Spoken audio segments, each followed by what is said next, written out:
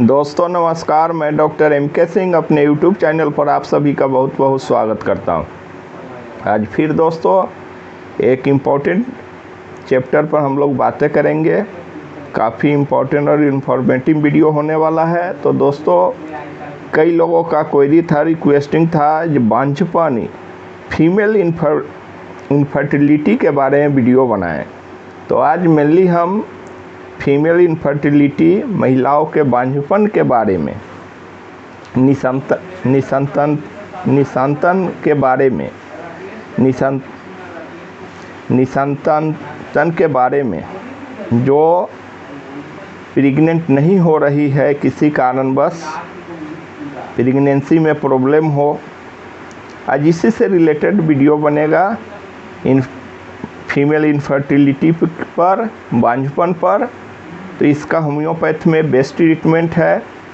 तो चलिए दोस्तों, वीडियो शुरू करने से पहले आपसे आग्रहपूर्वक विनती है कि यदि आप हमारे इस YouTube चैनल पर नए हैं तो प्लीज़ आप लाइक, शेयर, सब्सक्राइब करें एवं बेल बटन को प्रेस करना ना भूलें। इससे क्या होगा, जो भी हमारा वीडियो आएगा उसका नोटिफिकेशन आपको मिलता रहेगा। तो चलिए दोस्तों शुरू करते हैं फीमेल इनफर्टिलिटी के बारे में, महिलाओं के बांझपन के बारे में। बांझपन क्यों होता है, कैसे होता है, इसके लिए क्या सूटेबल मेडिसिन है। तो प्लीज़ मेरे साथ आप लास्ट तक बने रहिए। आज का जर्नी मैं यहीं से स्टार्ट कर रहा हूं दोस्तों। बांझपन का कई कारण। सबसे पहले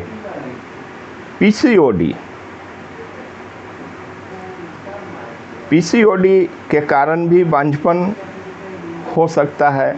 नेक्स्ट दोस्तों POI, प्राइमरी ओवेरियन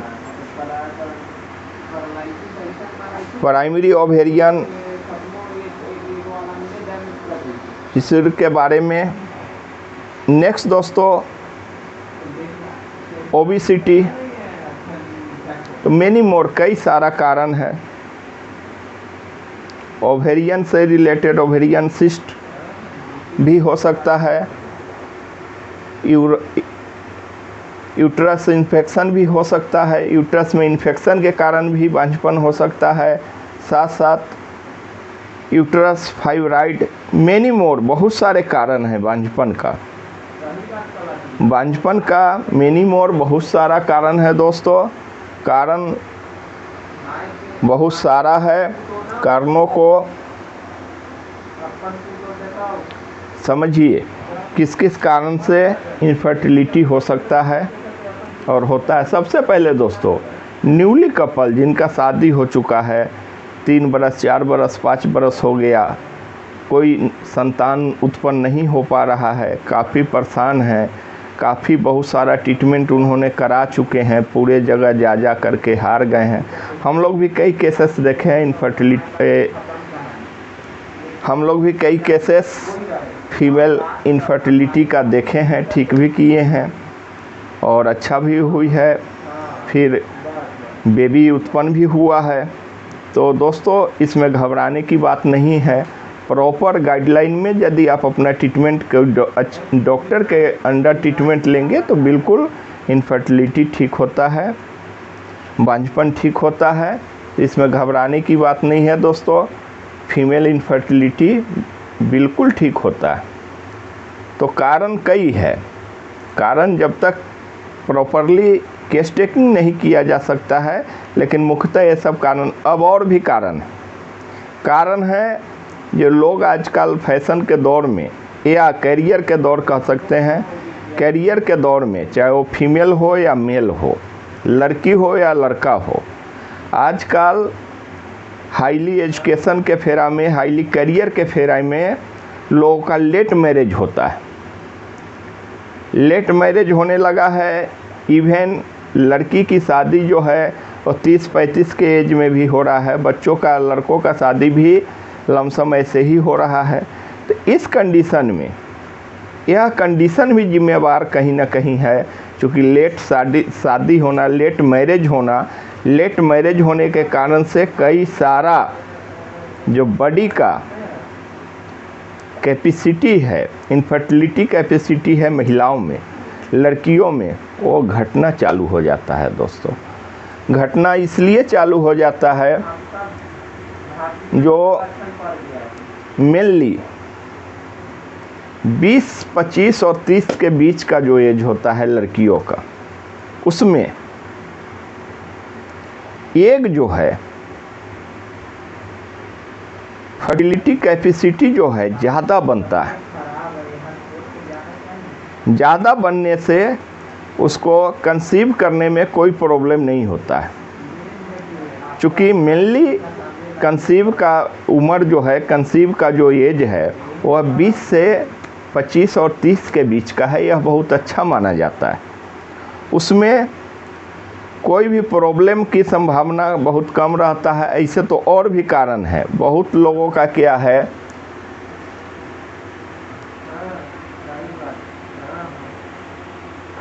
ओवेरियन जो अभी हम बताए हैं पीओआई में क्या होता है, मेंस का जो ड्यूरेशन है वह कभी कभी 2 महीना, 3 महीना, 6 महीना, कभी कभी 2-2 साल, 3-3 साल तक ब्रेक जर्नी हो जाता है। उनका टाइमली साइकिल नहीं हो पाता है। तो एक तो ये बहुत बड़ा कारण है, इसको पीओआई कह लीजिए, प्राइमरी ओवेरियन इशूज इसको कहिए। इसके वजह से काफ़ी परेशानी हो जाता है, फिर फर्टिलिटी में समस्याएं आ जाते हैं। तो इसका बहुत अच्छा होमियो में दोस्तों ट्रीटमेंट है। फिर इसके बाद हाइपरथायराइड क्या है, हाइपरथायराइड यदि हो गया हो तो इसके वजह से भी इनफर्टिलिटी हो सकता है। फर्टिलिटी में बहुत सारे समस्याएं आ सकती है। तो मेनली बहुत सारा कंडीशन होता है इनफर्टिलिटी का। जो मुख्य टॉपिक है वो हम बता दिए हैं। मेल इनफर्टिलिटी भी होता है, उस पर हम नेक्स्ट वीडियो बनाएंगे दोस्तों। मेल इनफर्टिलिटी में भी कौन कौन सा प्रॉब्लम क्रिएट होता है उस पर हम नेक्स्ट चर्चा करेंगे। अभी हम फीमेल इनफर्टिलिटी पर बातें कर रहे हैं। तो मेनली ओवेरियन सिस्ट जो होता है, बच्चेदानी जो होता है, यूट्रस जो होता है, उसमें कई सारा प्रॉब्लम हो जाता है। साथ साथ ओबेसिटी भी एक बहुत बड़ा कारण हो जाता है। ओबेसिटी के कारण भी प्रेगनेंसी में काफ़ी परेशानियों का सामना करना पड़ता है। साथ साथ फॉलोपियन ट्यूब जो होता है, फॉलोपियन ट्यूब बंद हो जाने के कारण भी फर्टिलिटी में से इनफर्टिलिटी का कारण बनता है। फर्टिलिटी नहीं हो पाता है। ओवम की समस्या भी हो सकता है, एग नहीं बन पा रहा हो। तो मेनी मोड हम आगे ही बताएं जी, इनफर्टिलिटी का बहुत सारा कारण है। फीमेल इनफर्टिलिटी का जब तक प्रॉपर केस टेकिंग नहीं किया जा सकता है उस महिलाओं को, तो कुछ कहना मुश्किल है किस कारण से हो रहा है, कौन सा कारण है। बहुत बार ऐसा भी होता है जो कभी कभी कोई केस ऐसा भी मिलता है जो प्रेग्नेंट होती है और फिर प्रेगनेंसी होने के बाद बहुत लंबा दिन तक नहीं चल पाती है, एबॉर्शन हो जाता है। तो उस कंडीशन वो अलग केस हो गया, तो उसमें दूसरा प्रॉब्लम होगा। लेकिन इसमें तो मेनली ध्यान रखना है जो टाइमली शादी विवाह करे, टेंशन नहीं पाले। टेंशन पालने से भी बहुत सारा समस्या का उत्पन्न होता है दोस्तों। साथ साथ जितनी हम समस्याएं बताएं वो सब भी बहुत फैक्टर रखता है, मायने रखता है किस कारण से इनफर्टिलिटी आया है। तो इनफर्टिलिटी का मिनिमम बहुत सारे कारण है दोस्तों। तो नेक्स्ट कभी कभी ऐसा भी देखा गया है, इस कंडीशन में भी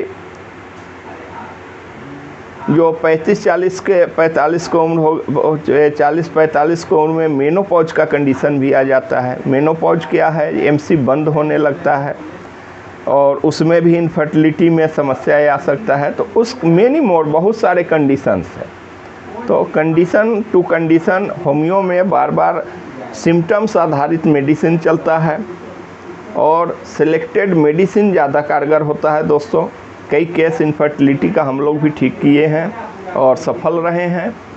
तो इसके लिए केस टेकिंग करके डॉक्टर के गाइडलाइन में यदि आप अपना ट्रीटमेंट लेते हैं।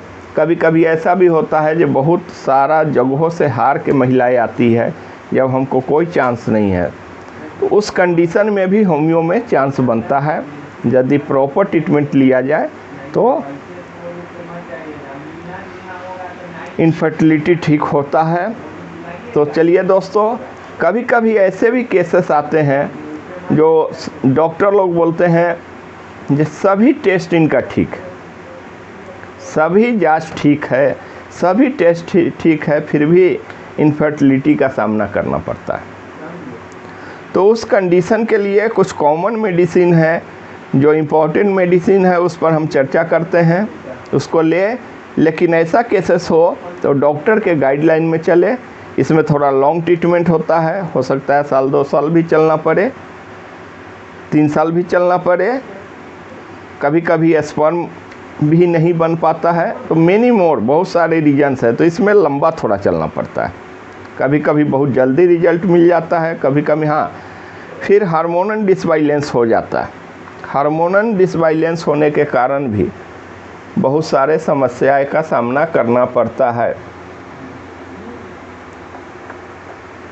प्रोलेशंस हार्मोन होता है वो बढ़ जाता है, ये भी बहुत बड़ा फैक्टर हो जाता है।